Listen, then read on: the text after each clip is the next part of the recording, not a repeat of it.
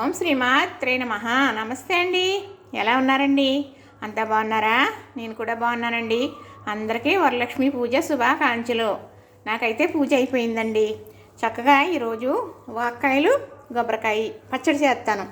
మరి మనం వరలక్ష్మీదేవి కుడువులు వండాం కదా నైవేద్యం పెట్టడానికి, ఆ కుడువుల్లో కూడా ఈ పచ్చడి నంచుకోవచ్చు. చాలా బాగుంటుంది. రైస్లోకి ఇంకా బాగుంటుంది. ఈరోజైతే నూనె వంటలు మరి ఉల్లిపాయ వంటలు తినం కదా, చక్కగా ఇలా కొబ్బరి పచ్చడి చేసుకోవచ్చు. నా దగ్గర అయితే వాక్కాయలు ఉన్నాయండి. మొన్న మా వారు తీసుకొచ్చారు. చక్కగా ఈ వాక్కాయ కొబ్బరికాయ పచ్చడి చేస్తానండి. చిన్న తాలింపు వేస్తాను, నెయ్యి తాలింపు. మీకు ఎలా చేస్తానో చూపిస్తానండి. చక్కగా ఇదిగో కొత్తిమీర, ఇదిగో పచ్చిమిర్చి, మరేమో ఇదిగో తగినంత ఉప్పు వేసి, మరి ముందు కొబ్బరి పట్టేసి తర్వాత వాక్కాయలు వేసి పచ్చిమిర్చి ఉప్పు వేసేసి మిక్సీ పట్టేస్తాను. అలానే మనం వేసేసుకోవచ్చు, లేదు అంటే పోపు కూడా వేసుకోవచ్చు. అందుకే నేను ఇదిగోనండి చక్కగా కొద్దిగా మినపప్పు, 2 ఎండుమిరపకాయలు, 2 కరివేపాకు రబ్బలు, కొంచెం ఆవాలు, కొంచెం జీలకర్ర, 1 స్పూన్ నెయ్యితో పోపు వేపేసానండి. ఈ పోపు అనేది పచ్చడి రెడీ అయిపోయిన తర్వాత చక్కగా మనం ఇందులో తిరగబోసుకుందాం. చూసారు కదా.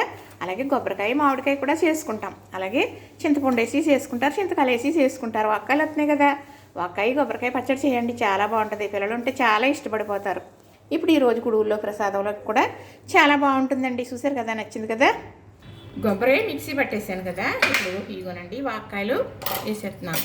అలానే ఇక్కడ పచ్చిమిర్చి, కరివేపాకు కాదు కొత్తిమీర, కరివేపాకు తాలింపులో వేసానండి. నెయ్యి తాలింపు వేసామండి, నూనె తాలింపు మాత్రం కాదు. ఇప్పుడు ఇందులో కనుక మనం ఉప్పు వేసేస్తే గమ్మున నలిగిపోతుందండి. మా వారికి హడావుడిగా క్యారేజీ ఇప్పుడు అంతకును తడబడిపోయి ఏదో మాట్లాడేస్తున్నాను. చూడండి, చూస్తే ఎలా చేసుకున్నామో తెలుస్తుంది. ఇలా చేసేసుకోవచ్చు చక్కగా. ఏదో చెప్తున్నారండి ఆయన. ఇదిగో చూసారా, ఇప్పుడు ఇది చక్కగా నలిగింది కాబట్టి ఇందులో ఈ కొబ్బరి తురుము వేసుకుని ఒక్కసారి ఇలా మిక్సీ పెట్టుకుంటే చక్కగా కలిసిపోతుందండి. లేదంటే తురుములో కూడా కలుపుకోవచ్చు. అప్పుడు కొంచెం పొడి పొడిలు ఆడుతూ ఉంటుంది అనమాట. అంటే పచ్చడి మనకి కావాలనే విధానాన్ని బట్టి కూడా చేసుకోవచ్చు అండి. నేనైతే పూర్వం రోట్లో ఎలా కుమ్మేవారు రోకలతోని అలానే చేస్తానండి.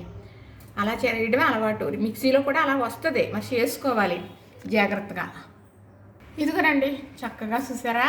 మరి మనం రుబ్బు రోట్లో మనం బండతో కుమ్ముకున్నా ఇలాగైనా వస్తుంది. మరి పూర్వం పెద్ద రాత్రి రోజులు ఉంటుందండి, దంచుతారు కదా, ఆ రోట్లో కూడా ఇలాగ రోకలతో కుమ్మేవారు. చాలా బాగుంటుందండి పచ్చడి. అలానే ఉంటుంది. మనం ఎక్కువ పిండిలాగా అయిపోయేదాకా పెట్టేయకూడదు మిక్సీ.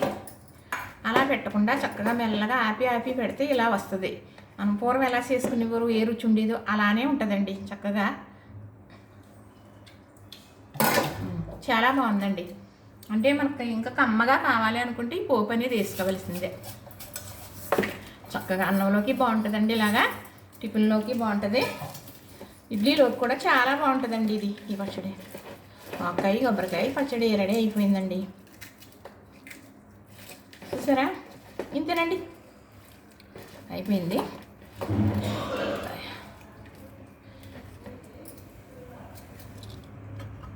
చూసారు కదా, వాక్కాయ కొబ్బరికాయ పచ్చడి, పులపేసిన పచ్చడి చాలా బాగుంటుంది కదండి. ఇలా పచ్చికాయలు పులప చాలా బాగుంటుంది. చూసారు కదా, నచ్చింది కదా. ఇంతేనండి. నేను పోపు వేసాను, కానీ పోపు వేయకపోయినా కూడా చాలా బాగుంటుంది. రైస్లో తినేయచ్చు, టిఫిన్లో కూడా తినేసేయచ్చు, చపాతీలో కూడా తినేసేయచ్చు అండి. చాలా బాగుంటుంది. 4 రోజులు కూడా నిలవ ఉంటుంది. పిల్లలైతే ఉండదనుకోండి, అయిపోతుంది. ఒక కొబ్బరికాయకి 1 గుప్పుడు వాక్కాయలు వేసుకుంటే పచ్చడి అనేది రెడీ అయిపోతుందండి. చూసారు కదా, నచ్చిందా? లైక్ చేయండి, షేర్ చేయండి, సబ్స్క్రైబ్ కూడా చేసేయండి మరి.